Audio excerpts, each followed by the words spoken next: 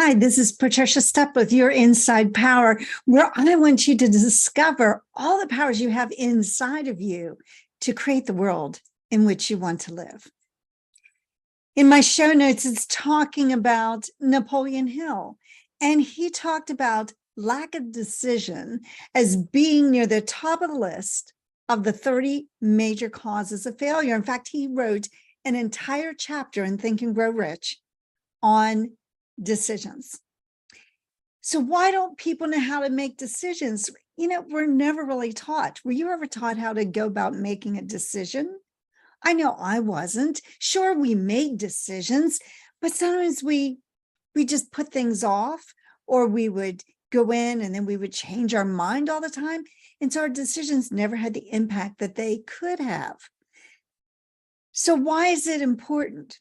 Well, in the 25,000 people that Napoleon Hill studied, he found that this lack of decision was the major cause of people's failure.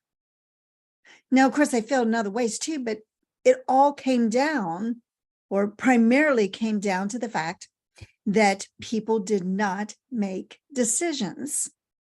And he said procrastination is the opposite of a decision, and is a common enemy which practically every man must learn to conquer. No, boy, I know for myself, I can procrastinate, and so often when I procrastinate, it's, I sort of decided to do something, but I didn't fully commit to it. And therefore, you keep putting it off. And then once you decide to do it, once you make that decision, okay, I'm doing it now, it seems like everything comes together so easily. Think about your own experience. See if that's not what's happened to you. Because I can tell you that happens to me over and over when I've procrastinated.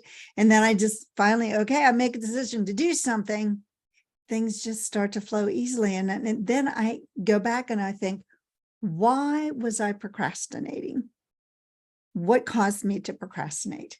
What was the lack of decision? If I'd had the decision. Now, sometimes it is because you don't have all the things that you need, the resources maybe that you need to move forward, because that does happen sometimes. But a lot of times it goes back to not making the decision to just go ahead and do it. So when he studied several hundred of people, now keep in mind, this was in the early 1900s, so times are a little different. But when he studied several hundred people that had made beyond $1 million, although I think we could probably even say that today, but people that made beyond $100, they had the habit of reaching decisions promptly and changing these decisions slowly if they changed them at all.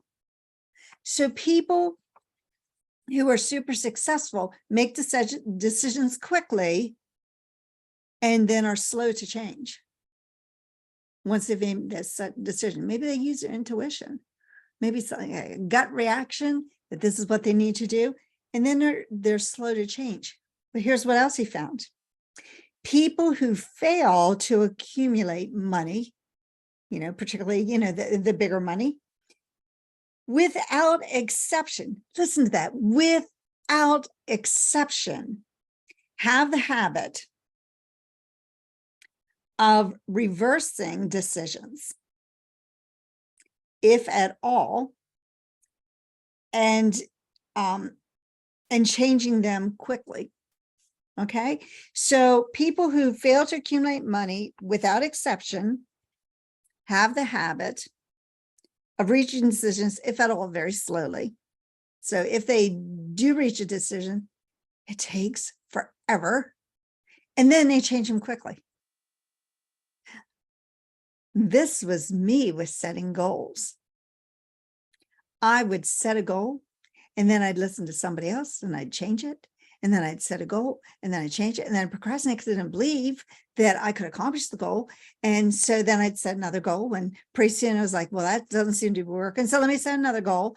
And then I'd listen to somebody else. And I just kept switching what it was that I wanted to do. You see, I wasn't making a decision and then going after it. I was flip-flopping. Once I figured out what it was I wanted, and I could believe that it could happen, because that's key. You must be able to believe that's going to happen. It has to stretch you, but you have to believe you can accomplish it. Once I did that, things started to shift and things started to change. And here's what Napoleon Hill says. When the world, I'm sorry, this is Bob Proctor, the world has a way of making room for the person who knows what they want and follows it with words and actions to show that they know where they are going. So once you make that decision and you commit to it, and you commit to it by what? By your words and your actions. That's how you're committing to decision, but you actually do something. You know, you can decide that you want to do something. You know, you may decide you want to be part of those millionaires, but if you never take any action, nothing's going to change because you really haven't decided. It's just a wish. And a wish is not going to get you your results. So 3 to 5%, that's probably closer to the 3% of people are really living the way they want, meaning that they have the lifestyle. They can do what they want when they want, and they have the resources, the financial means to make sure that they can do that. 3 to 5%. So let's say it is 5%. That means 95% of the population are not living the lifestyle they choose. Which group are you in? Are you in the 3 to 5% or are you in the 95%? You see, the 95% probably, you know, you may be in this group that you're very satisfied with your life. It's maybe not what you want, but you're satisfied, and that's okay. You can be satisfied. You don't have to be dissatisfied, but the only way you're going to change anything is if you are dissatisfied. But, you know, a lot of the population just thinks, well, this is all that there is for me. And so they're content. So you have a fairly large group there. Then you have the people who would like to be doing something different, but they just don't know how. And then you have that 3 to 5% that go out and show you how, if you just listen to them. And it all comes down to decisions. And remember what was said here. The world has a way of making room for the person who knows what they want and has words and actions that show they know where they're going. How do you show that you know where you're going? You have that confidence inside of you. You have that vision. So they make a decision to be a habit. Now, decisions are a habit. Indecision is also a habit. If we waffle back and forth, that's a habit too, and that's a choice. But the thing is, you can change a habit. You can make a decision to make decisions, right? And you can decide that you are going to make decisions quickly. Now, I've done a lot on the study of personalities. And if you're familiar with DISC, and if you're not, there is a one of the TV shows where they go into depth on DISC. I'm not going to do that today, but in the DISC personalities, the C-type person is that very cautious person, and they have to have all the details or many of the details before they're going to make a decision, and they tend to be slower.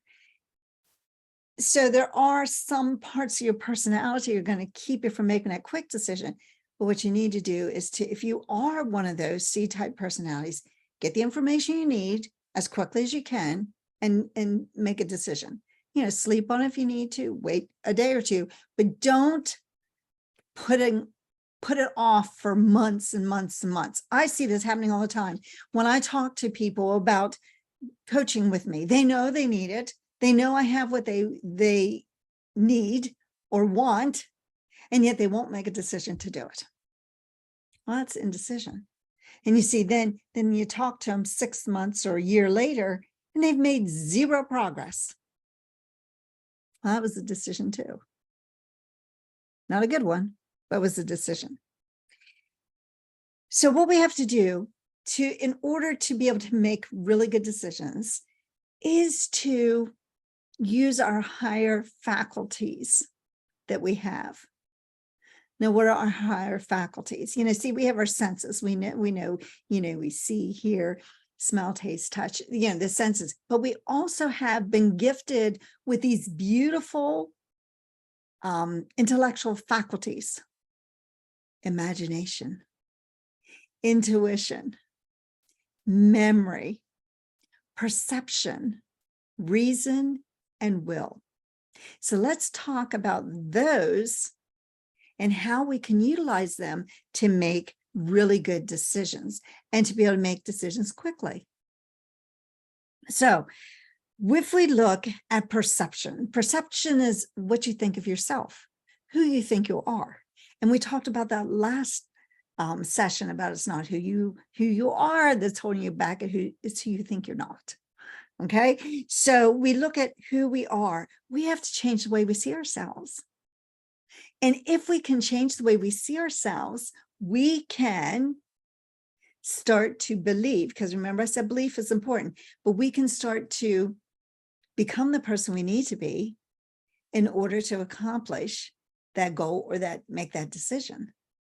Because when you make a decision, it's something you're going to do. So we have to see ourselves as that person. So maybe we need to see ourselves as the person who can make quick decisions. And that person who, once making a decision, goes out and has the thoughts and the words and the actions to complete that decision or to work towards that decision. It's not just somebody who makes a decision and then sits there and does nothing. It's somebody who makes a decision and then goes after it. So people don't change because they can't see how to get there. And that can be a problem. So you're not going to change if you don't see how you can get there. So you have to use your imagination to believe that you're already there. So we change our perception. We start to believe that we can do it. Then we have to use our imagination and see ourselves as already there. Whatever that decision is going to bring, see yourself as having it. Maybe it's a new car. See yourself in that car. When you get into the car you currently have, see yourself actually driving the car you want.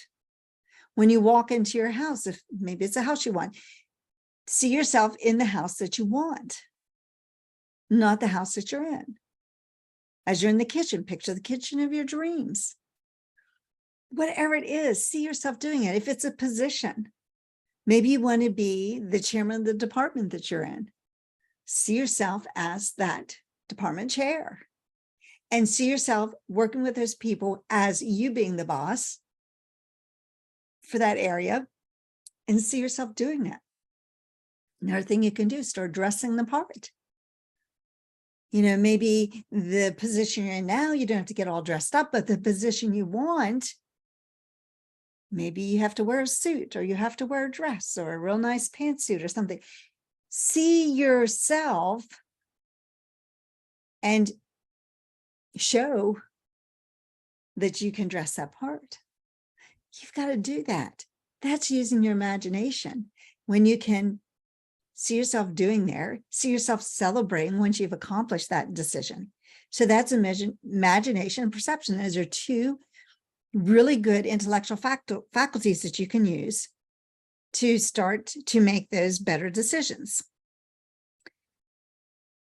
Now, when people don't see how to change, they can't see how to get there, right? And if they keep doing what they're currently doing, they're never going to get there. And that goes back to your mindset. If you keep seeing yourself as the person you are today, you're never going to get to that goal where you have to be somebody different. You always have to become somebody different before you actually get there. So it all comes from changing first. So keep in mind that you are a mass of energy. You are energy. Everything's energy. Everything's vibrating.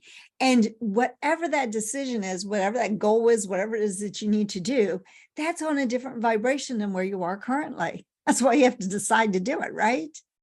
So you have to get on to that currency, that frequency of energy in order to accomplish it. And those frequencies will dictate the results that we get. So if we don't ever do the actions that are necessary for that higher frequency, and we're only maybe thinking of it, but we're not doing anything, we're not going to reach it. That's why your thoughts and your actions have to be on the same frequency. You have to start moving towards it. So when people set a target and they look off into the distance, like they set this big off goal and they look off in the distance and they see nothing, nothing's going to change. You see, when you use your imagination, you set that goal, you have to look off in the distance. You have to see yourself having accomplished it. You have to see yourself being there. Steve Jobs said this: you cannot connect the dots going forward. You can only connect them looking backwards. So you have to trust that the dots are going to connect in the future. Isn't that beautiful? You can't connect the dots going forward. We don't know exactly the path. That's why when you start moving towards a goal and an obstacle comes in your way, you get very discouraged because that's not what you wanted. That's not what you expected. But you can't connect the dots going forward. You can only connect the dots going backwards. So you have to believe in your mind and trust, as he says, that the dots are going to connect. So even though you get thrown off your path that you expected to be on, you have to believe that is the path forward. So when we use our imagination and we start to act like the person we need to be, or become the person we need to be in order to accomplish that goal, then a year from now, if you're not there, you'll certainly be a whole lot closer. You know, when you really become in tune to who you are, you start to feel those shifts in your vibrational level. And I know for myself that sometimes when I'm discouraged or when something didn't go well, and then I start thinking, using my imagination, using perception, seeing the situation from a different point of view, things start to shift and I can feel it. I didn't feel it years ago. I may have, I just didn't know what it was. But when I became really in tune to how I feel, then you know when you're on the right path. So you really have to become in tune with who you are. And if you want to go from where you are, then you must get on that frequency of where the goal is. Otherwise, you're done where you are now. Everything you have, you already have. That doesn't mean you won't get little things, but you're not going to move in a huge way. And, you know, it's so funny because I've talked to some older people and they'll share with me that, you know, when they were younger and they were going after things, you know, how exciting it was. But all that's gone now. Why? Why do you stop? I don't know. Maybe I will when I get, 80 or 90. I don't know. I kind of hope not, because it's more exciting when you have a goal and when you're trying to accomplish something you don't know how to do. So, I don't think we have to stop. There's no rule that says, okay, when you hit 75, that's it. Quit dreaming. Just sit in your rocking chair. I don't think we have to do that. So we always need to have something that we're going after. We have to get on that frequency. We tend to not think about getting there, and we tend to let our current results repeat. That's kind of human nature. We tend to think about not getting there. Why do we do that? Because we don't focus. We have to use another intellectual faculty, the will, to hold that in our mind, to hold that focus there, because otherwise we will drift back into what's comfortable, which is not thinking that we can get there, and then we won't. But if we hold that focus of what it is we want and we concentrate on it, and when something seems to be going, the wrong way, we go back to, no, this is where I'm headed. This is what I want. This is what I'm getting. You see, then we focus on it with our will, and that focus will put you on that higher frequency. So when something doesn't go right, focus on what it is you want and get back onto that frequency. So there we've used perception, imagination, and will. You can also kick in memory there, because, once you've built that imagination of what it is you want, you can use like a touch point, like every time you touch your shoulder, or you touch your nose, or you touch your cheek, or whatever, you can use that as like, you can bed that memory there. And so then every time you touch your shoulder, you immediately remember that image that you had in your head. So that's using 4 of those. When you make a decision, your mind and your thoughts must be focused on the same frequency as the goal. So you made a decision to do something.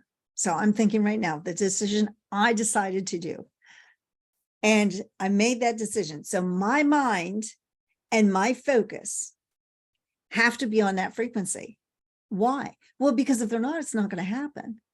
So I have to get myself on that frequency. I have to have that belief in myself that I can accomplish it and get on that frequency of where that goal is. I have to become the person I need to be in order to accomplish that goal.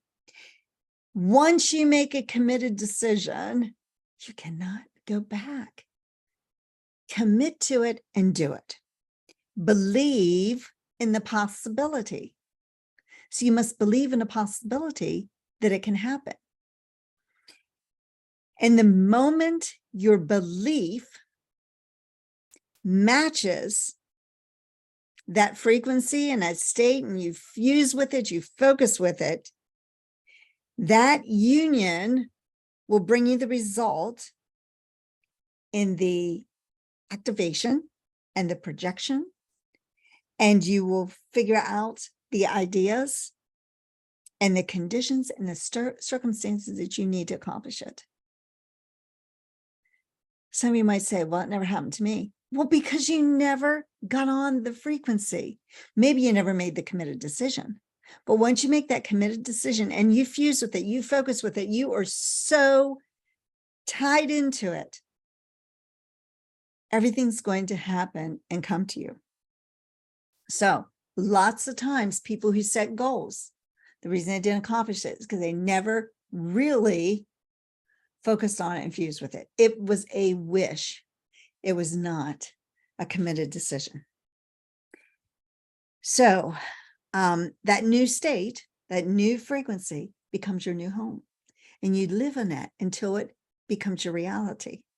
So you live there in your mind until it is in front of you physically. And when you do that, you are just operating on a different frequency. You're operating on a frequency of where you want to be, not where you are. And then you go after what you want. This is not easy. And this is why it is 5% and 95%. Most people won't make that committed decision. And it's not easy. But once you understand the process, it is so worthwhile. It's so much more exciting and exhilarating to be on that frequency and knowing that it's not if, but when you will accomplish that goal. And you turn decision-making into a habit. So let's just recap a minute. How are you going to make a decision? You're going to use your intellectual faculties.